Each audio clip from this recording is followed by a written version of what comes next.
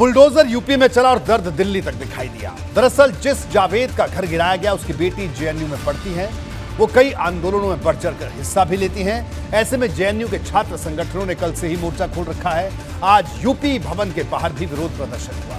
इसके अलावा जावेद पंप का घर गिराने का मामला इलाहाबाद हाईकोर्ट और सुप्रीम कोर्ट भी पहुंच गया है।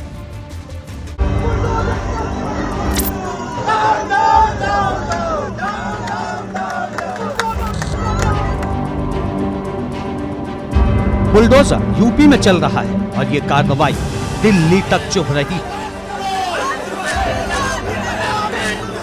रविवार को प्रयागराज में बुलडोजर ने जावेद पंप के घर को 4 घंटे में जमींदोज कर दिया और शाम होते होते जेएनयू के छात्र संगठनों ने यूपी सरकार के खिलाफ मोर्चा खोल दिया। एबीवीपी को छोड़कर सभी संगठनों ने इस प्रदर्शन में हिस्सा लिया।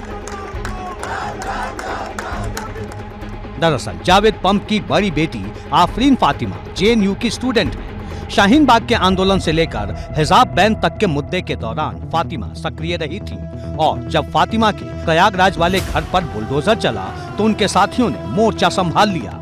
सोमवार को यूपी भवन के बाहर भी छात्रों ने प्रदर्शन किया।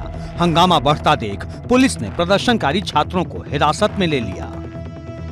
ये किसी कौन गलती किया है नहीं किया है ये तो डिसाइड करना प्रशासन का न्यायिक प्रक्रिया का काम है, लेकिन योगी के पॉलिसी से बिना कुछ न्यायिक व्यवस्था की यूज किए हुए बुलडोजर इस तरह से किया जाता है। प्रदर्शन आफरीन फातिमा के लिए तो है, लेकिन न सिर्फ आफरीन फातिमा के लिए बल्कि यूपी में कल इलाहाबाद, कानपुर समेत जिन जगहों पर बुलडोजर चला, इसके साथ ही जो परसों रांची में पुलिस के द्वारा एक छात्र की मौत, मतलब एक जो प्रदर्शनकारी थे उसकी मौत होती है, उन सभी के लिए हम लोग का ये प्रदर्शन था।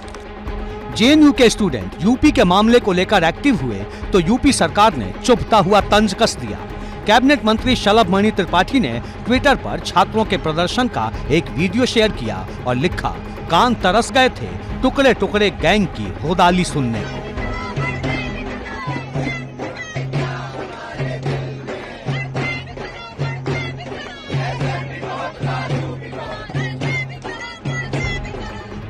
बुलडोजर तो कई दिनों से यूपी में चल रहा है, लेकिन मुद्दा तब बड़ा हो गया जब प्रयागराज में जावेद के घर को मिट्टी में मिला दिया गया।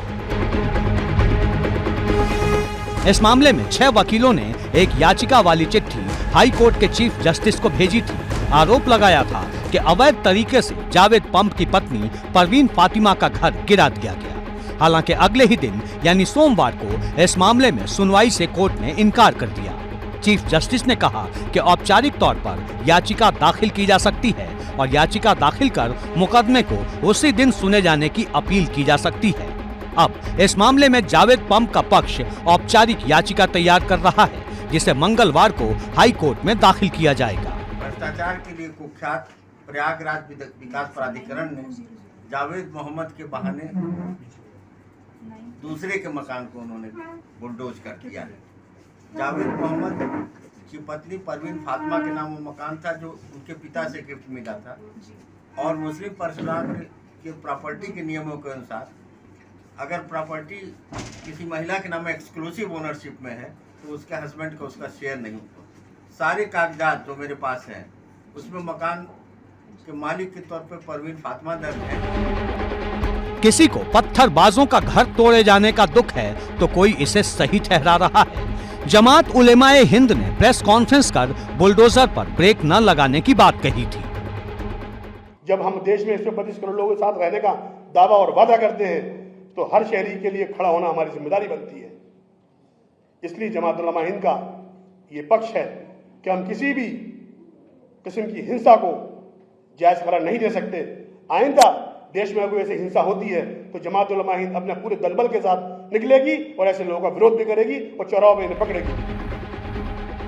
जमात उलेमा हिंद ने बुलडोजर के लिए रास्ते खोले तो जमीयत उलेमाए हिंद बुलडोजर को रोकने के लिए सुप्रीम कोर्ट पहुंच गया। जमीयत उलेमाए हिंद की तरफ से सुप्रीम कोर्ट में अर्जी दाखिल की गई है और बुलडोजर की कार्रवाई पर रोक लगाने की मांग की गई है। एबीपी गंगा के लिए ब्यूरो रिपोर्ट। कल जावेद पंप के पक्ष से 6 वकील हाईकोर्ट में अर्जी लगाएंगे। इस अर्जी में क्या मांग की गई है वो मैं आपको बताता हूं। जी हां, हाईकोर्ट में क्या मांग की गई। मकान जावेद की पत्नी परवीन के नाम से है। विकास प्राधिकरण ने जावेद के नाम से नोटिस जारी किया।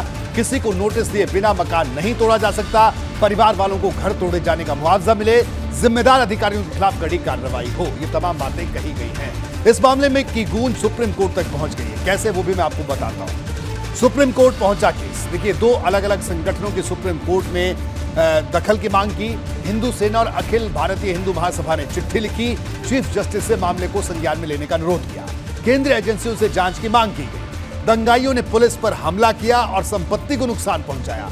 देश भर में अलग अलग जगह 3 मंदिरों को निशाना बनाया गया। ये तमाम बातें कही गई हैं। सिर्फ हिंदू संगठन ही नहीं, मुस्लिम पक्ष की तरफ से भी एक याचिका सुप्रीम कोर्ट में लगाई गई है। याचिका जमीयत उलेमाए हिंद की तरफ से दाखिल हुई है। इसमें क्या मांग की गई है, जल्दी से आपको वो भी बता देता हूं। सुप्रीम कोर्ट में से जमीयत की मांग, यूपी सरकार को उचित प्रक्रिया का पालन करने का निर्देश मिले। घर तोड़ने वाले अधिकारियों के खिलाफ कार्रवाई का आदेश दिया जाए। मौजूदा स्थिति बहुत ज्यादा चिंताजनक हो गई है। जैसे दिल्ली में रोक लगाई गई, वैसे ही यूपी में रोक लगाई जाए। ये तमाम बातें कही गई हैं।